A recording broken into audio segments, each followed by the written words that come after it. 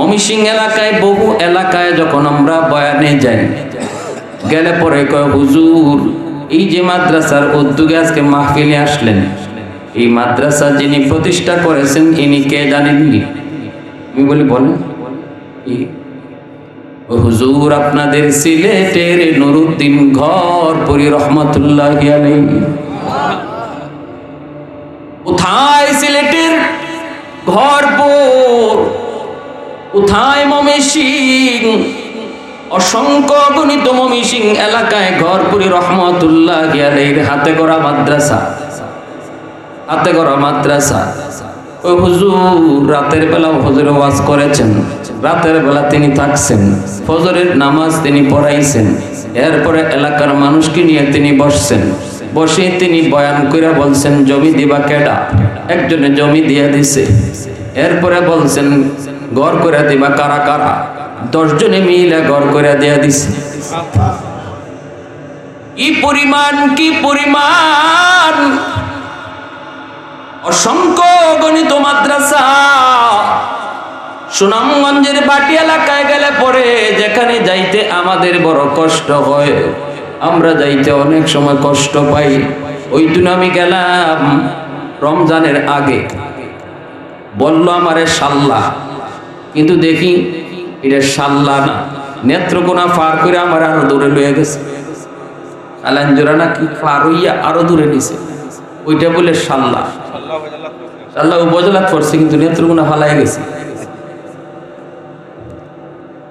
আমি বললাম আমারে কই নিয়ে আইছেন?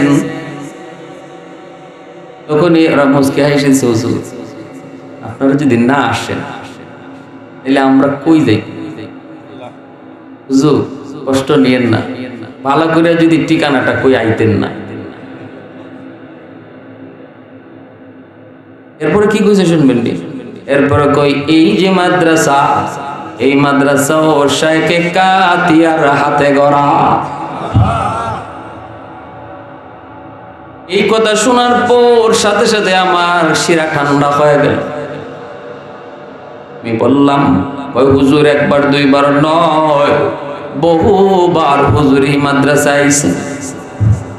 তখন মনে বুঝাইলাম বৎসরে একবার আমরা আইতে আমাদের কষ্ট হয়, কিন্তু আল্লাহর এত বড় ওলি, এত বড় কুতুব বৎসরে কতবার এই মাদ্রাসায় আইছেন।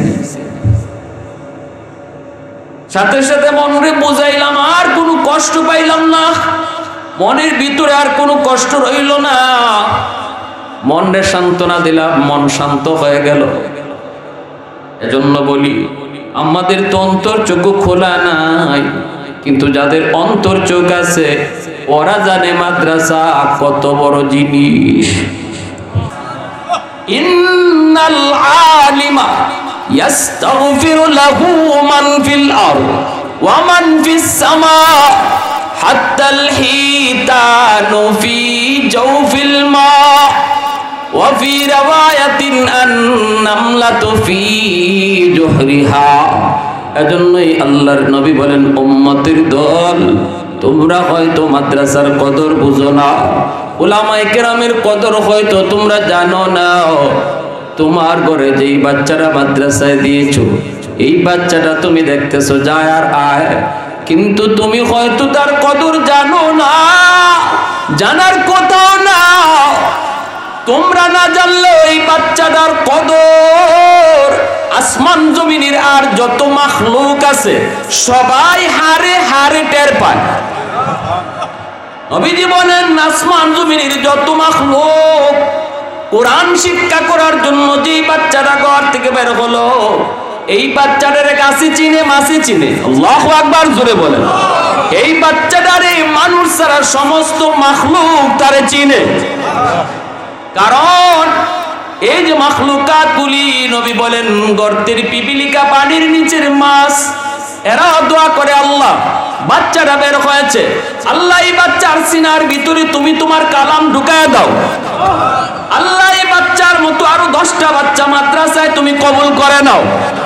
কারণ কি? কারণ মাসে কয় আল্লাহ এই বাচ্চাগুলি জমিনে যতদিন থাকবে আমি মাছ জমিনে বেঁচে থাকবো। ও মালিক, এই মাদ্রাসা যতদিন থাকবে আমি গর্তের পিপিলিকা বেঁচে থাকবো। যদি ওরা না থাকে তোমার গজব আসবে, যদি ওরা না পড়ে তাহলে গজব আসবে, যদি মাদ্রাসা না থাকে তোমার গজব আসবে। এই গজবে মানুষ যেমন ক্ষতিগ্রস্ত হবে, আমি পিপিলিকাও ক্ষতিগ্রস্ত হব। পানির নিচের মাছুক আল্লাহ, তোমার গজব যদি চলে আসে তাহলে আমি পানির নিচের মাছও বাঁচতে পারবো না, আমিও গজবের ভিতরে পড়ে যাব। এজন্যই নবী বলেন গাছের পাতা, এই যে দেখো পানির নিচের মাছ, গর্তের পিপিলিকা, তোমার পায়ের নিচের বালির কণা, এই প্রতিটা জিনিস প্রতিটা মাখলুক আল্লাহর কাছে ছোট ছোট বাচ্চাগুলি যারা মাদ্রাসায় পড়ে, যারা পড়ায়, যারা মাদ্রাসায় জমি দেয়, যারা মাদ্রাসায় সাহায্য করে, তাদের জন্য 24 ঘন্টা দোয়া করে। কারণ তাদের নিজের স্বার্থে করে, নিজে বাঁচার জন্য করে। এজন্যই মাদ্রাসা টিকায় রাখা, মাদ্রাসা করা, মাদ্রাসার মায়া করা, এটা মাদ্রাসার স্বার্থ না, বরং নিজের স্বার্থে করা। মাদ্রাসা যদি আমি করি, মাদ্রাসা যদি আমি ধরি, মাদ্রাসা যদি আমি টিকায় রাখি, তাহলে আল্লাহ মাদ্রাসার উসিলায় আমাকে টিকায় রাখবে। আমি একটা মাদ্রাসার ছাত্রকে যদি খাওয়াই না, বরং এই ছাত্রের উসিলায় আল্লাহ আমাকে খাওয়ায়। আমার ঘর থেকে ছোট বাচ্চাটা যখন মাদ্রাসার উদ্দেশ্যে রওনা দেয়, আমার নাতিটা মাদ্রাসার দিকে রওনা দিল, আমার বাচ্চাটা মাদ্রাসার দিকে রওনা দিল, মনে রাখবেন আমার আল্লাহ এবং নবীর হাদিস কয়, এই বাচ্চাটার উসিলায় আল্লাহ ঘরের সবাইরে পালে, আল্লাহ সবকে খাওয়ায়, সবকে পালে। ও ভাই, আমাদের চোখ নাই, এজন্য আমরা দেখি না, আমরা বুঝি না, ঠিক কিনা জোরে বলেন? আমাদের চোখ নাই, এই চর্ম চোখের নাম চোখ নয়, অন্তরের চোখের নাম হলো চোখ। এজন্য কদর করেন, কদর করেন। আপনাদের এলাকার এই মাদ্রাসাকে আপনারা দিল থেকে ভালোবাসেন, কারণ মাদ্রাসা যদি টিকে থাকে তাহলে মাদ্রাসার উসিলায় আল্লাহ আমারে টিকায় রাখবি। মাদ্রাসার যদি ক্ষতি হয়, আল্লাহ মাদ্রাসার ক্ষতির কারণে আমারে ক্ষতি ফালায় দিবে কিনা? কেউ যদি বলে মাদ্রাসা দরকার নাই, আল্লাহ বলবেন তোরও আমার দরকার নাই। পরিষ্কার সাফ কথা। যে বলবে মাদ্রাসা দরকার, আল্লাহ কেবল তোরও আমার দরকার। কারণ এই মাদ্রাসার ওসিলা আমি আল্লাহ তোমারে ফালতেছি, খাওয়াইতেছি, তোমারে টিকায় রাখছি। তুমি যদি মাদ্রাসার পক্ষে দাঁড়াও, তোমারে আমারও দরকার। আর যদি তুমি বলো মাদ্রাসার দরকার নাই, আল্লাহ বলবেন তোমারও আমার দরকার নাই। আমরা বহুত নজির এমন দেখেছি, বাংলাদেশের বড় বড় চেয়ারে বৈশা যারা মাদ্রাসার বিরুদ্ধে কথা বলছিল, যারা বলছিল মাদ্রাসার কোনো দরকার নাই, এদেরকে দিয়ে কি হয়, একজনকে আল্লাহ জাগাতে রাখে নেই, একজনও জাগাতে নেই। টাকলা মুরাদ কইছিল না, অতি সিদ্দিকী কইছিল না মাদ্রাসার বিরুদ্ধে? টাকলা মুরাদ কইছিল জাগাত আছে? হ্যাঁ, কেউ ভালো পাইছে? তার নিজের লোকরাই তো তারে উষ্টা মাইরা সরাই দিছে। মানুষে তো ভালো পাইছে না, ওই এখন দেখা যায় মানুষ না, শুধু মানুষ তো তারা ভালো পায় নাই, এটা বড় কথা না। ঘরের মধ্যে বইয়া রয়েছে, কেউ নাই, উপরে চলে ফ্যান, এই সিলিং ফ্যানও তারে ভালো পায় না, এটাও পড়ছে তার টাকলা মাথার উপরে, টাক্কু মাথার উপরে ফ্যান পড়ছে। তখন হ্যাঁ নিজে বুঝে কি তারে আমারে কেউ ভালো পায় না, তুইও দি ভালো পাইলে না, তুইও কি আর পরবার জায়গা পাইলে না নি? একবার হ্যাঁ মাথাটার মাঝে পড়ছে ফ্যানটা সিরিয়া। আরো নিশ্চিত কি জানেন, আমরা দেখতেছি ফেনে কিছু বুঝে না, কিন্তু আল্লাহর কোরআন বলে জড় পদার্থ, গাছপালা, তরুলতা, যার জান নাই, এরাও সবকিছু বুঝে এবং প্রত্যেকে আল্লাহর তসবিহ পড়ে। ফ্যান দেখতেছি ঘুরে, কিন্তু এই ফ্যানেও আল্লাহর ভাষায় তসবিহ পড়ে। ফ্যানেও জানে যে তুই তো মাদ্রাসার বিরুদ্ধে কথা কস, কোরআনের বিরুদ্ধে কথা কস, যেই মাদ্রাসা আর কোরআনের উসিলায় আল্লাহ তোর মতো মন্ত্রীরে খাওয়াইতেছে, পালতেছে, টিকায় রাখছে, তাহলে তোরে আমিও ভালো পাই না, পড়তাম চাইছিলাম অন্য ভাই ফরমো তোর মাথার উপরে।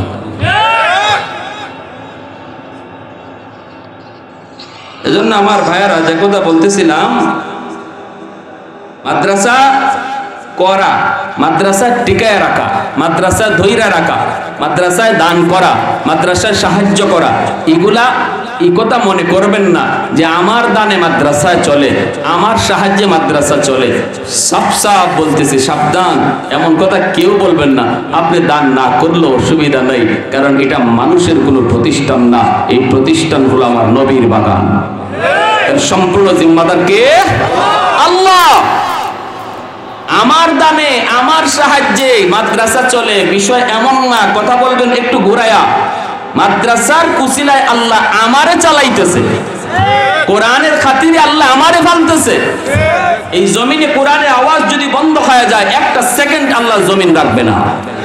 এজন্যই কিয়ামতের আগ মুহূর্তে আল্লাহ জিব্রাইলকে বলবেন, জিব্রাইল যাও, জমিন তো ধ্বংস করে দিব, টাইম শেষ, কিন্তু আমার কোরআন জমিনে থাকলে কিয়ামত হবে না। তুমি যাও জমিনে কোরআনের হরফগুলো উঠে নিয়ে আসো। জিব্রাইল আমিন জমিনে আসবেন, জমিন থেকে প্রতিটা কোরআনের হরফকে উঠায় নেওয়ার জন্য। বাংলাদেশের মানুষ কোরআন খুলবে, দেখবে পাতা আছে, হরফ নাই। ভারতের মুসলমান কোরআন খুলবে, দেখবে পাতা আছে, হরফ নাই। সৌদির মুসলমান কোরআন খুলবে, দেখবে পাতা আছে, হরফ নাই। তখনই বুঝতে হবে পৃথিবীর হায়াত টাইম শেষ। কোরআন উঠায়া না নেওয়া পর্যন্ত আল্লাহ কিয়ামত ঘটাবে না। তাহলে আমরা কতটুকু মূল্যায়ন করলাম, কতটুকু মূল্যায়ন করলাম? আমার ঘরে কতটুকু কোরআন তেলাওয়াত হয়? এই যে রমজান মাস গেল, আলহামদুলিল্লাহ কোরআন তেলাওয়াত কম বেশি সবাই করছি, কিন্তু রমজানও বিদায় নেয় আর আমাদের কোরআনও বিদায় নেয়। রমজানও গেছে, কোরআন শরীফও তাকের উপরে উঠছে, আর কোরআনের সাথে সাক্ষাৎ নাই। দিন যায়, সপ্তাহ যায়, মাস যায়, বছর যায়। যে কোরআনের উসিলায় আল্লাহ আমারে খাওয়াইতেছে, ফালতেছে, এই কোরআন আমার ঘরে অবহেলিত। টেলিভিশন টাইম টু টাইম আমার ঘরে টিকি চলতেছে, কখন কোন নাটক কোন টাইমে দেখতে হয়, টাইম রুটিন একদম একরিক, কিন্তু কোরআন তেলাওয়াতের কোনো রুটিন নেই, ঠিক না? সপ্তাহে একবার নাই, মাসে একবার নাই। শবে কদর, শবে বরাত, রমজান আসলে পরে কোরআনের সাথে আমাদের সাক্ষাৎ। যে কোরআনের উসিলা আল্লাহ আমাকে পালে, এই কোরআন আমার ঘরে অবহেলিত। অনেকের ঘরে দেখবেন কোরআন শরীফ তাকের উপরে কাবারটা পর্যন্ত নাই, ধুলাবালি দিয়ে পড়তেছে। অনেক মা বোনেরাও খেয়াল করে না, খেয়াল করে না। আল্লাহর কালাম অভিশাপ দেয়, অভিশাপ দেয়, কষ্ট পায়, কষ্ট পায়। আমার ঘরে টেলিভিশনের কাবার আছে, আল্লাহর কালাম কোরআনের কাবার নাই, ধুলাবালি পড়তেছে। সাবধান, এই ভুলটা কেউ করবেন না। যদি মনে করেন আপনার ঘরে আল্লাহর কালাম আছে কিন্তু অবহেলিত, সাবধান। কালকেই যে বাজার থেকে ভালো কাপড় কিনে টেইলার দিয়া বস্তুনি বানাইয়া আল্লাহর কোরআনকে সুন্দর করে নিরাপদ জায়গার ভিতরে রাখবেন, যেন আমার বিরুদ্ধে হাসরের মাঠে আল্লাহর সামনে আট করায় না দাঁড় করায়, কিনা? আমার একদিন মুসল্লি কয়, হুজুর একই ঘরে কোরআন শরীফ আর টেলিভিশন থাকতে পারবো না? দেখছেন কি জাত প্রশ্নটা করছে? এক ঘরে কোরআন শরীফ আর টেলিভিশন। আমি কইলাম, আচ্ছা আপনি কোন চাইন? আমার ফতুয়া লাগতো না, আপনি কোন? এটা হয়নি। কই না হুজুর, আমার মনে তো এটা হয় না। আমি কইতে, তো আপনার মনই ফতুয়া ভালো দিছে, এটাই ফতুয়া, কেমনে সম্ভব? হয়তো হুজুর এক কাম করি, টেলিভিশন গড়ই রাখি, ফুলাফানে দেখতো, আর কোরআন শরীফে বানান দত্ত রাখি। নওয়াজুবিল্লাহ জুরে কম। যেই ঘরে এই ধরনের চিন্তা চেতনা, এই ঘরে রহমত আসবে কি কইরা? আমাদের ঘরে রহমত আসে না কেন? একসময় হুজুররা পানি পড়া দিলে ডাইরেক্ট অ্যাকশন হইতো, ফু দিলে সরাসরি কাম হইতো। এখন হুজুররা ফু দিলে কাম হয় না, পানি পড়া দিলে কাম হয় না, সব দোষ হুজুররা। হুজুরার কোনো দোষই না। আগের হুজুররা যে কোরআন পড়ে ফু দিত, এখনের হুজুররা এই কোরআন পড়েই ফু দেয়। গন্ডগোল আমার গরম। আগের মানুষের ঘরে কোরআন তেলাওয়াত হইতো, এজন্য রহমতের দরজা খোলা থাকতো। হুজুর ফু দিলে, পানি পড়া দিলে এই কোরআন রহমতের দরজা খোলা পাইয়া ঘরের ভিতরে ঢুকতো। আল্লাহর কালাম রহমতের দরজা ছাড়া গজবের দরজা দিয়ে ঢুকে না। যায় আপনার ঘরে ঢুকতো, গিয়া দেখে রহমতের দরজা বন্ধ, টেলিভিশন চলে ডেইলি, এজন্য গজবের দরজা খোলা, কোরআন আর ঢুকে না। নুরুদ্দিন ঘর করে রহমতুল্লাহ আলী ফুকুরের মাঝে ফু দিয়া যাইতেন গা। ওই জমানার কথা বলি, যে জমানায় ফজরের পরে মুসলমানের ঘর থেকে কোরআন তেলাওয়াতের আওয়াজ শোনা যাইত। ঠিক না? আমরাও তো কয়েক বছর আগে ফজরে পরে হাঁটলে কোরআন তেলাওয়াতের আওয়াজ বিভিন্ন ঘর থেকে শোনা যাইতো। এখনো মনে আছে আমার ছোটবেলার কথা। কই গেল সেই চিত্র?